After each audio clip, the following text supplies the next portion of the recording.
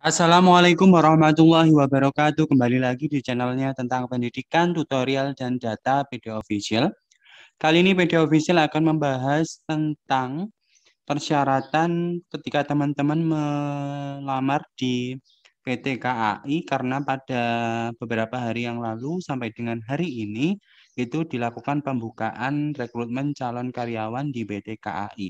Namun sebelum saya jelaskan, bantu untuk mengembangkan PD Official dengan cara subscribe, like, komen, dan share. Teman-teman, ini saya sudah masuk di perambannya Google Chrome dan saya masukkan rekrutmen KAI. Setelah itu saya pilih, saya ulangi ya dari awal supaya paham. Saya ketikkan rekrutmen KAI, setelah itu saya klik, maka nanti akan keluar hasil pencarian yaitu rekrutmen.kai.id. Maka saya pilih yang ini, rekrutmen PT KAI. Kita tunggu teman-teman ini nanti terbuka. Oke, di sini sudah masuk di halaman depan di PT KAI. Maka di sini teman-teman kan ingin mencari lowongan pekerjaan atau informasi tentang lowongan, maka silakan pilih lowongan. Oke, teman-teman, jika dilihat di sini ada rekrutmen eksternal tingkat SLTA D3 dan S1 untuk pemenuhan kebutuhan pekerja PT Kereta Api Indonesia Persero tahun 2021. Nah, di sini teman-teman hari ini pun masih bisa melakukan submit atau melakukan melamar di PT KAI tersebut dengan nih rekrutmen eksternal tingkat SLTA D3 dan S1. Apa saja persyaratannya? Teman-teman bisa klik read more. Read more ya, teman-teman. Nanti akan saya jelaskan bagaimana cara membaca dan apa persyaratannya. Di sini dijelaskan bahwasanya PT KAI merupakan badan usaha milik negara yang menyelenggarakan jasa angkutan kereta apian dan bisnis usaha penunjang lainnya dengan mengutamakan nilai akhlak, memberikan kesempatan kepada putra dan putri terbaik bangsa Indonesia untuk bergabung dan berkarir di PT Kereta Api Indonesia Persero dalam rangka pemenuhan kebutuhan pekerja di lingkungan PT Kereta Api Indonesia dengan kriteria dan persyaratan sebagai berikut. Yang pertama, teman-teman itu harus sebagai warga negara Indonesia. Yang kedua, jenis kelamin pria dan wanita. Yang ketiga, sehat jasmani dan rohani. Untuk yang poin keempat ini teman-teman ada yang bingung, tadi ada beberapa dari subscriber saya yang menanyakan mengenai hal ini, maka saya memberikan gambaran atau penjelasan langsung saja ke konten saya supaya bisa dipahami semuanya ya. Untuk yang nomor 4, di sini dijelaskan bahwasanya untuk ijazah SLTA yang di dalamnya ada SMK, MA, SMK maupun MAK, dengan nilai ujian akhir nasional atau UAN rata-ratanya minimal 7,0. Dan khusus untuk SLTA, SMA, MA maupun SMK yang lulus pada tahun 2021 dan 2020 menggunakan nilai pada ijazah dengan nilai rata 7,0. Jadi bedanya dengan yang A dan B ialah untuk yang A ini yang lulus pada tahun 2019 ke bawah itu menggunakan nilai ujian akhir nasional atau UAN. Setelah nilainya diketahui maka direratakan. Maka reratanya itu diwajibkan minimal 7,0. Ini bagi yang lulus pada tingkat SLTA yaitu tahun 2019 ke bawah. Terus yang nomor 2 untuk pelamar yang lulus pada tahun 2020-2021 ini bisa menggunakan nilai yang terdapat pada halaman belakang ijazah. Ya teman-teman ya. Jadi berbeda. Kalau nilai yang ada di belakang ijazah berarti nilai ujian sekolah untuk tahun 2020-2021. Mengingat pada tahun tersebut tidak ada ujian nasional. Terus yang ketiga ini ijazah D3. Ini harus memiliki IPK minimal 7,0 dan akreditasi prodi pada saat kelulusan ialah B.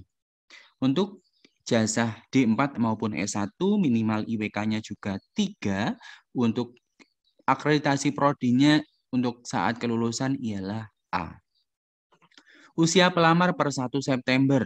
Ini teman-teman untuk tingkat SLTA ini serendah-rendahnya 18 tahun dan setinggi-tingginya 25 tahun. Untuk tingkat D3 itu 20 tahun minimal dan maksimal 27 tahun per 1 September. Untuk D4 maupun S1 itu paling rendah 21 tahun dan paling tinggi 30 tahun. Untuk syarat yang keenam, ini memiliki tinggi badan minimal pria minimal 160 dengan berat ideal, wanita minimal 155 dengan berat ideal. Khusus pria formasi masinis, kondektur PPKA, pengawas stasiun dan petugas langsir, PLR atau petugas rumah sinyal minimal 165 dengan berat badan ideal. Ini ada ketentuan lain khusus untuk formasi yang disebutkan. Yang keempat, khusus wanita formasi masinis, PPKA, dan pengawas stasiun minimal 160. Jadi lebih tinggi dibandingkan yang formasi selain yang disebutkan. Yang ketujuh, penampilan menarik. Yang kedelapan, berkelakuan baik. Yang kesembilan, tidak bertato dan bertindik untuk pria. Yang kesepuluh, tidak pernah menggunakan terlibat barang narkoba. Yang ke-11 tidak pernah dihukum penjara. 13 tidak pernah diberhentikan di anak perusahaan atau instansi lainnya dikarenakan hukuman disiplin atau diberhentikan dengan tidak hormat. Yang ke-13 tidak memiliki hubungan perkawinan dengan pekerja perusahaan pada saat diterima. Yang ke-15 bersedia ditempatkan di seluruh wilayah kerja perusahaan. Dan yang ke-15 lulus dalam seleksi calon pekerja baru yang diselenggarakan oleh Panitia Rekrutmen PT Kereta Api Indonesia Persero tahun 2021. Terus di sini juga ada keterangan untuk ketentuan lain, penempatan calon pekerja disesuaikan dengan kebutuhan perusahaan. Pemilihan lokasi seleksi tidak menentukan penempatan calon pekerja. Ini kembali lagi di poin yang 1 ya, ini sesuai dengan kebutuhan perusahaan. Yang selanjutnya ini membahas tentang persyaratan lamaran. Yang pertama, pas foto terbaru background berwarna biru menggunakan kemeja putih. Yang kedua, ijazah untuk SLTA D3, D4, S1 itu asli ataupun yang fotokopi namun sudah dilegalisir. Yang ketiga, ini transkrip untuk D3, D4 maupun S1 ataupun nilai ujian nasional asli SKHUN atau SHUN, atau dokumen daripada transkrip tersebut sudah dilegalisir, sudah difotokopi dan legalisir itu juga bisa. Untuk yang ini, yang poin ketiga ini teman-teman, ini dikembalikan ke peraturan yang ada pada kriteria pelamar untuk yang poin keempat A dan B. Ya teman-teman, yang poin keempat tadi saya ulangi lagi untuk yang lulus di bawah atau sama dengan tahun 2019, 18 dan ke bawah itu menggunakan SHUN. Sedangkan yang lulus pada tahun 2021, 2020 itu menggunakan nilai yang ada di belakang ijazah. Berarti untuk transkrip nilai yang persyaratan lamaran poin ketiga ini, yang lulus pada tahun 2020-2021 menggunakan nilai yang ada di belakang ijazah, sedangkan yang lulus pada tahun 2019 ke bawah menggunakan nilai yang tertera pada SKHUN atau SHUN. Terus yang keempat, kartu tanda penduduk KTP atau surat keterangan kependudukan yang masih berlaku. Yang kelima, akreditasi jurusan program studi D3, D4, S1 pada saat tanggal kelulusan, ini khusus D3, D4, S1.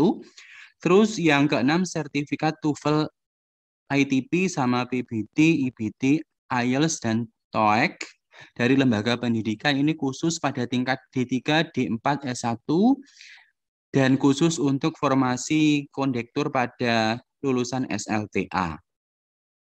Terus di sini ada keterangan, dokumen persyaratan lamaran poin 2-6 memakai format PDF dengan ukuran maksimal 2 MB. Jadi teman-teman untuk poin 1 sampai dengan 6, mohon maaf untuk 2 sampai dengan 6 ini dikirimnya menggunakan format PDF maksimal ukurannya 2 MB.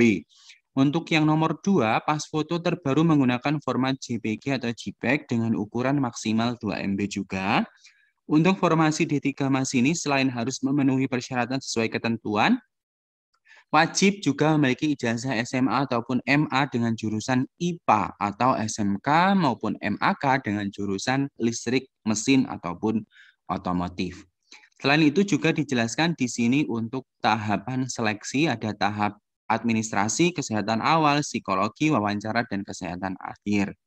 Di sini juga dijelaskan untuk prosedur registrasi dan apply. Di sini teman-teman ya. Yang pertama bisa mendownload buku panduan.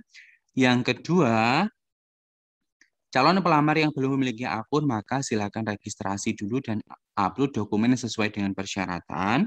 Yang ketiga, calon pelamar wajib memastikan bahwa email yang digunakan ialah email yang aktif sesuai dengan KTP ijazah. Terus yang keempat, calon pelamar yang sudah memiliki akun di website rekrutmen.kai.id harus memastikan dokumen persyaratan lamaran sudah diupload di akun pelamar yang ada di website. Terus yang kelima, khusus bagi pelamar yang formasinya D3 masinis, selain harus mengupload persyaratan ijazah, transkrip nilai dan akreditasi jenjang pendidikan D3, wajib juga mengupload ijazah untuk tingkat SMA maupun MA, jurusannya IPA, dan SMK maupun MAK, jurusannya listrik, mesin, dan otomotif. Selain ijazah SLTA yang dipersyaratkan, maka dianggap tidak memenuhi syarat. Jadi ini sesuai ketentuan ya teman-teman. Terus, bagi calon pelamar yang berminat mengikuti rekrutmen ini, wajib melakukan proses apply pada akun masing-masing mulai tanggal 18 September sampai 24 September.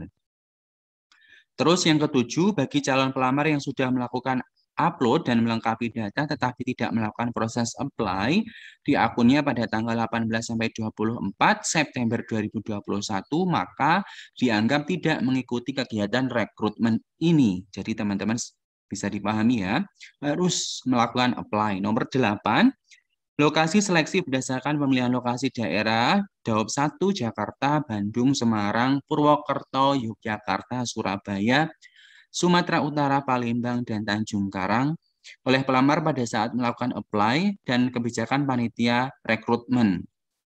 Yang ke-9, ini pelamar yang lulus seleksi tahap 1, administrasi berhak mengikuti seleksi tahap 2, yaitu seleksi kesehatan awal yang rencananya akan diumumkan pada tanggal 12 Oktober 2021 atau nanti teman-teman bisa melihat pada lamannya rekrutmen.kai.id.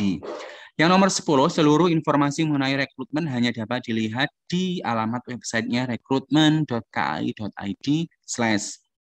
Nomor 11, rekrutmen PT Kereta Api Indonesia Persero tidak dipungut biaya apapun dan tidak menggunakan sistem refund atau penggantian biaya transportasi maupun akomodasi yang berkaitan dengan pelaksanaan rekrutmen dan dimohon untuk mengabaikan pihak-pihak yang menjanjikan dapat membantu meluluskan peserta rekrut. Yang nomor 12, seleksi penerimaan pekerja menggunakan sistem gugur dan keputusan panitia tidak dapat diganggu-gugat. Nah, teman-teman di sini juga ada tabel untuk kebutuhan yang membutuhkan karyawan. Di sini ada formasinya SLTA masinis jenis kelaminnya pria dan wanita, pendidikan SLTA jurusannya harus SMA IPA ataupun SMK atau MK, teknik mesin, otomotif, listrik, elektro atau elektronika. Dengan nilai UAN ini misal teman-teman yang lulus tahun 2019 ke bawah maka menggunakan nilai ujian akhir nasional. Maka transkripnya juga transkrip SKHUN atau SHUN. Namun untuk teman-teman yang lulusnya tahun 2021-2022 maka menggunakan nilai yang ada di belakang ijazah. Jadi seperti itu teman-teman. Ini sudah nanti teman-teman bisa baca juga ya secara lengkap di lamannya rekrutmen.kai.id/lowongan_review. Nanti teman-teman bisa lihat apa saja ketentuannya. Jadi seperti itu penjelasan dari PD Official mengenai lowongan yang ada pada websitenya rekrutmen.kai.id pada kereta api Indonesia. Mudah-mudahan dapat dipahami oleh teman-teman semuanya. Sebelum saya tutup, jangan lupa tinggalkan komentar, subscribe, like, and share PD Official, channelnya tentang pendidikan, tutorial, dan data. Saya tutup. Assalamualaikum warahmatullahi wabarakatuh.